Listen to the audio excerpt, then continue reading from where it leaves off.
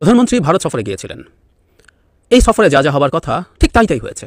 মানে আমরা যারা বাংলাদেশকে চিনি, আমরা যারা ভারতকে চিনি, আমরা যারা ক্ষমতাসীন রেজিমকে চিনি। আসসালামু আলাইকুম। আমাদের প্রধানমন্ত্রী শেখ হাসিনা ভারতে সফরে গিয়েছিল, সেখানে মোদির সঙ্গে বৈঠক করেছেন।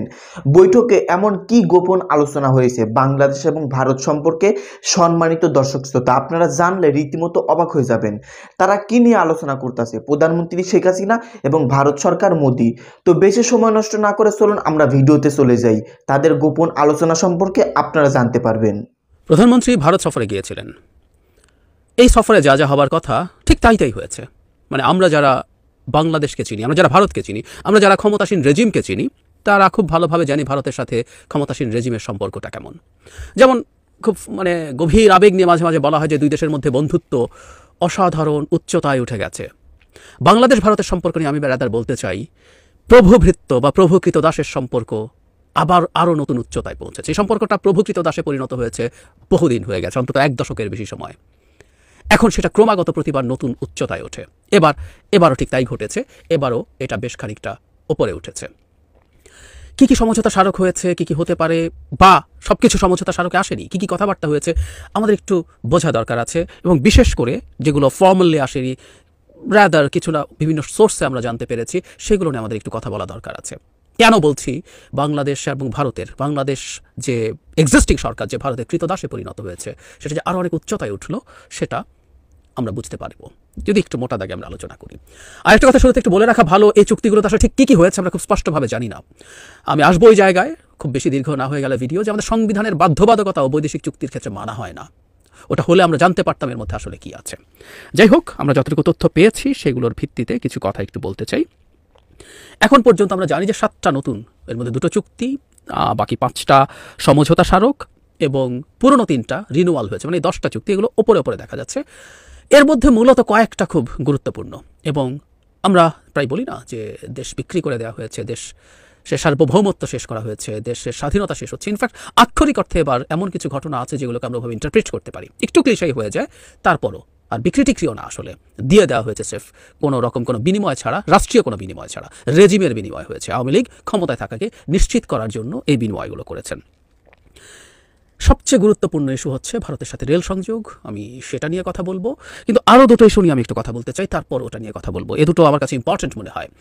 এর মধ্যে একটা চুক্তি আছে এরকম যে বাংলাদেশের সাথে একটা যৌথ স্যাটেলাইট ভারত লঞ্চ করবে। মানে একটা জিনিস খুব স্পষ্ট, সেটা হচ্ছে আমাদের একটা স্যাটেলাইট ভারতের সাথে যৌথভাবে কেন লঞ্চ করতে হবে। আমরা বিভিন্ন রকম স্যাটেলাইটের এক্সিস্টেন্সের কথা জানি। আমাদের একটা টেলিকমিউনিকেশন স্যাটেলাইট অলরেডি আছে কক্ষপথে, আরও নানান রকম রিমোট সেন্সিং স্যাটেলাইট আছে, যেটা রীতিমতো বিভিন্ন সেন্সর দিয়ে একটা দেশের বিভিন্ন অবস্থা পরিমাপ করতে পারে, অবস্থা বুঝতে পারে। এর মানে এই না যে ভারত চাইলে বাংলাদেশের খোঁজখবর নিতে পারে না। ভারতের গোয়েন্দা স্যাটেলাইট যেগুলো রিমোট সেন্সিং আছে, ভারত না যে কোনো দেশে আরেক দেশে তথ্য পেয়ে যেতে পারে। আমরা দেখেছি রিসেন্টলি রাশিয়া ইউক্রেন যুদ্ধের সময় ইভেন প্রাইভেট স্যাটেলাইটও ইমেজ তুলে সেটা বিক্রি করেছে বা দিয়েছে ইউক্রেন, এটা পাওয়া যায়। কিন্তু একটা স্যাটেলাইট একটা দেশের একটা স্ট্র্যাটেজিকলি ইম্পর্টেন্ট জিনিস, সেটাতে ভারতকে আমরা কেন ইনভলভ করছি? অবশ্য কেউ যদি এই তথ্যটা জানি তাহলে তার কাছে অবাক লাগবে না, আমরা আমাদের পারমাণবিক চুল্লির মতো অত্যন্ত স্ট্র্যাটেজিক স্থাপনায় ভারতকে ইনভলভ করেছি। তাহলে প্রত্যেকটাই রাষ্ট্রের সার্বভৌমত্বকে, আমাদের স্ট্র্যাটেজিক ইন্ডিপেন্ডেন্সকে, মানে আমরা কৌশলগতভাবে নিজেরা স্বাধীন আছি কিনা সেটাকে প্রশ্নবিদ্ধ করে, খুব স্পষ্টভাবেই করে। আরেকটা খুব গুরুত্বপূর্ণ বিষয় আছে আমি বলে মনে করি, সেটা হচ্ছে যারা মোদি, মানে দুই নেতার যে বৈঠক হলো, তারপর বাইরে এসে প্রধানমন্ত্রী এবং 2 প্রধানমন্ত্রী কথা বলেছেন। এর মধ্যে যারা নরেন্দ্র মোদীর বক্তব্যে কয়েকটা গুরুত্বপূর্ণ বিষয় ছিল, যেগুলো আসলে আমি ঠিক কী নিয়ে কথা বলেছি এটা আমাদের প্রধানমন্ত্রীরও বক্তব্যের সাথে আমরা সিঙ্ক করাতে পারি।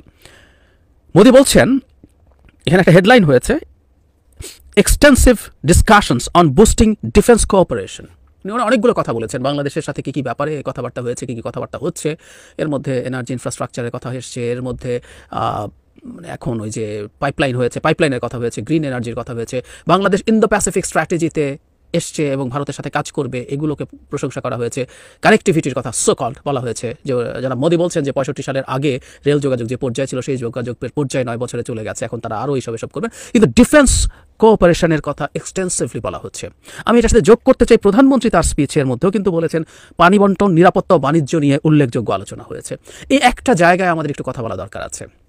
একটা দেশ, যেই দেশটা এই দেশের জনগণের ইচ্ছার বিরুদ্ধে প্রায় শত্রুতে পরিণত হয়েছে, তার কৃতকর্মের জন্য। ভারত এই দেশের জনগণের গণতান্ত্রিক আকাঙ্ক্ষাকে কবর দিয়ে একটা রেজিমকে ক্ষমতায় থাকার জন্য উপর্যুপরি সাহায্য করেছে। এমনকি ভারতের শুধু এই সরকার না, তার আগের কংগ্রেস সরকারও সেই রাষ্ট্রের সাথে ডিফেন্স কোঅপারেশনের চুক্তি আগেও হয়েছে, এটা আরও অনেক বেশি এক্সটেন্সিভলি আলোচনা হয়েছে বলে বলা হয়েছে।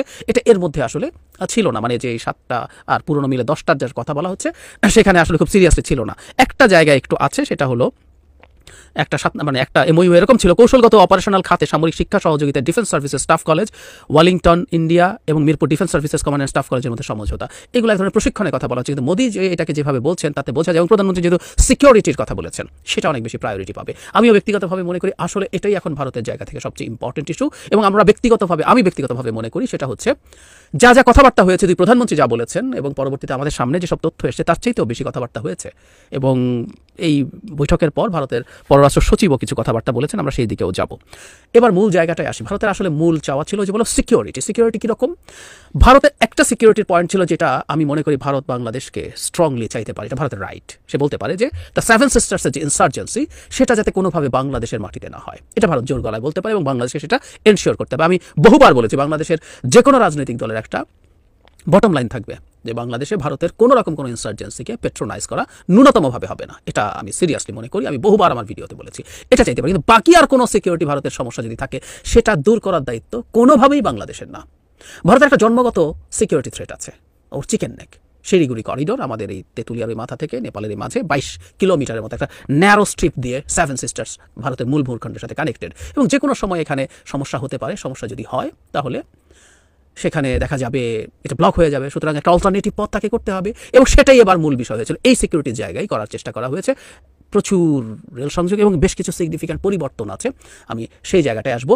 এর মধ্যে ভারতীয় পত্রপত্রিকায় রিপোর্ট এসছে যে শিলিগুড়িকে বাইপাস করার জন্যই এই রেলপথগুলো করা হচ্ছে, এবং শিলিগুড়ি করিডোর দিয়ে যেহেতু ভারতের ট্রেন লাইনে মালামাল এবং সামরিক পণ্য পরিবহন হয়, সেটার অল্টারনেটিভ বাংলাদেশের দরকার। যদি বাংলাদেশের সামরিক পরিবহন করবে তারা সরাসরি লেখেনি, কিন্তু তার যদি ডিসরাপশন হয় শিলিগুড়ি করিডোরে সাধারণ এবং সামরিক পণ্য পরিবহনে, বাংলাদেশের যে ট্রেন কানেকশন আছে, কানেক্টিভিটি আছে, এটাকে যোগাযোগের কথা বলছে, কানেক্টিভিটির কথা বলছে, কিন্তু এর মাধ্যমেও আসলে সেই পরিস্থিতি তৈরি হবে যে বাংলাদেশের উপর দিয়েও সেটা হতে পারে। কেউ কেউ বলছিলেন যে এবার এই বাইপাস, শিলিগুড়ি বাইপাস এবং এগুলো আসলে কোনোটাই ট্রানজিট না, আমরা আগেও বলেছি এগুলো আসলে করিডোর, কারণ ভারত তার নিজের এক প্রান্ত থেকে আরেক প্রান্তে যাচ্ছে।